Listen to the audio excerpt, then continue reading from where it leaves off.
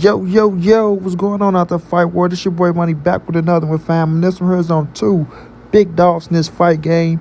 We have Terence Crawford, the undefeated 3-division world champion, the former undisputed 140-pound champ, and now the current undisputed welterweight world champ. Then we have Errol, the true Spence Jr., the former WBC, IBF, and Super WBA unified welterweight world champ. Now he's at 154 pounds, looking to become a 2-division world champion.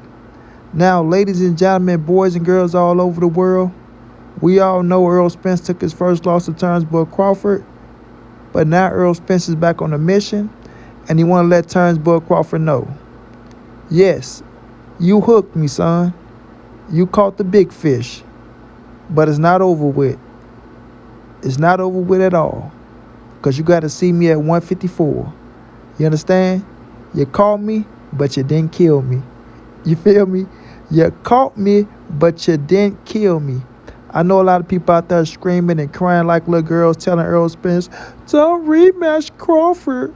Don't rematch Crawford. Errol told them, shut the fuck up. Who raised y'all? You know what I mean? We ain't scared around these parts. Yeah, Terence Crawford is a bad motherfucker. He got me the first time at 147. You feel me? He hooked the big fish, right? He came with a special hook. Some shit we ain't never seen before. He grabbed me up. But I dangled my way up off that hook and he got to see me again. You understand? But nah, shouts out to Terence Crawford. He did his thing in the first fight. Became undisputed. Something nobody else done. And now it look like he's leaving 147 as well. So he go relinquish the titles. And him and Errol Spence has a contract where they shook hands like man. And they got to see each other at 154. You understand? They have to see each other at 154. And they got to do it again. Now, a lot of people is favoring Terence Crawford. Rightfully so. I understand. The first fight went totally his way. You know what I'm saying? He dominated. He did his thing. A lot of people saying it's because of this. It's because of that. But no excuses. He went in there. He did his thing. He got the W. Take your head off to him. You got to salute him and his team. You feel me? But Errol Spence will be back on the mission. Errol Spence will be back strong than ever. Errol Spence is going to work his ass off. Right now, he's chilling with his girl out the country. And, people are mad at that. Oh, why is Errol Spence chilling with his girl out the country? Why isn't he in the gym? Why isn't he doing... Look, man, I want to relax, bro. I just took, a nice little beating. I ain't go front. You know what I'm saying? I got to relax. I got to chill my body out. We see I was suspended for a few months. And once I relax, once I get back into the country, it's right back to the lab, baby. You see Derrick James right back to the lab. Ain't nothing go change, man. We get right back to it. We take our L's like we take our W's. You feel me? We don't back down. We don't surrender. We don't retreat. We don't cry like little girls. We don't make excuses. Y'all heard that? The number one thing. We don't make excuses. You understand? You get credit where credit is due. But a lot of people hit me up. Hey, montray-brown, man, Errol Spence ain't going to be the same at 154, man. Errol Spence ain't going to be this. Y'all don't know what Errol Spence going to be at 154. Don't y'all know what 7 whole pounds can do for you? You feel me? Now, like I said, I'm not making no excuses at all about the first fight. But when we look at the fight, we can all say they want the Errol Spence that we all are accustomed to. You feel me? You got people talking about brain injuries. You got people saying weight loss. You got people saying rib injury. You got people saying this, that, and the third.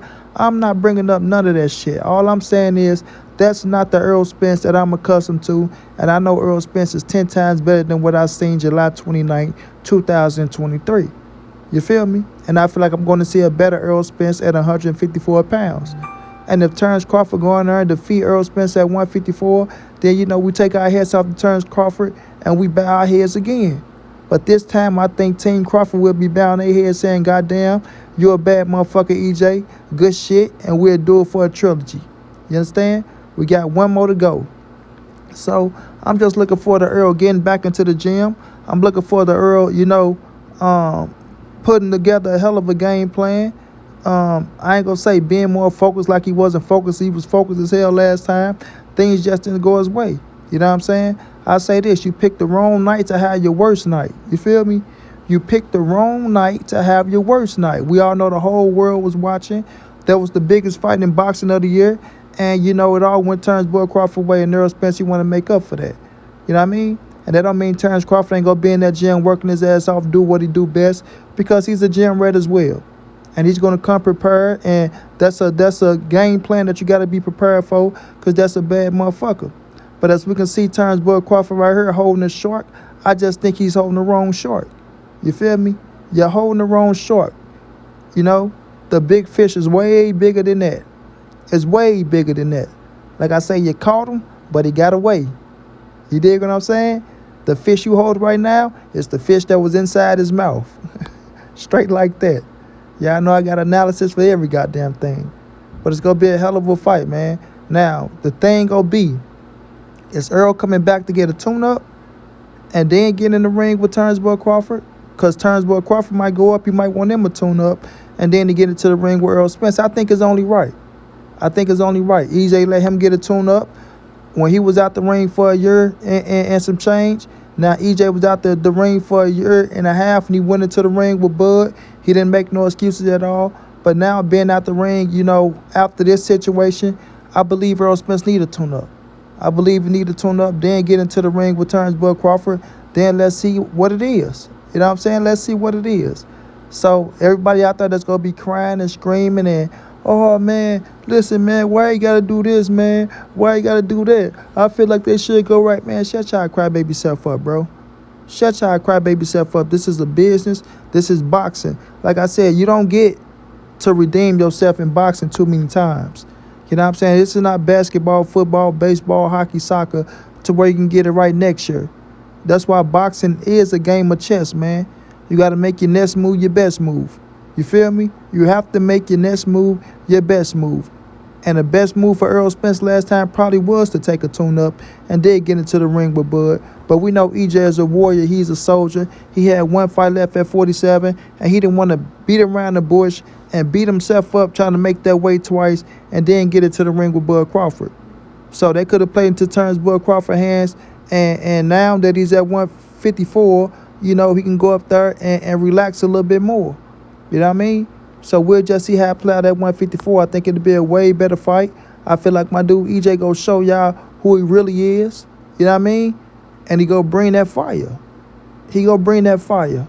One thing about me, man, I don't jump off bandwagons. If I ride with you, I ride with you to the end. I'm not none of these other suckers. They see your fighters take a L. They get to crying like a little girl. Oh, man, he ain't this. And man, get out of here with that crybaby shit.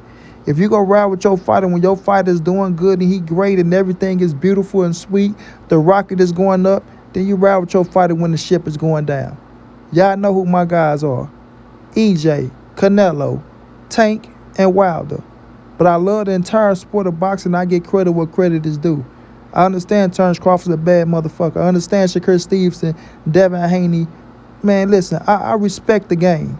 But everybody got their favorites. And if people in this boxing game say they don't got their favorites, they're a goddamn lie. Unless you're a casual. It's somebody that you love to watch every time they step inside the ring and you ain't gonna miss a fight.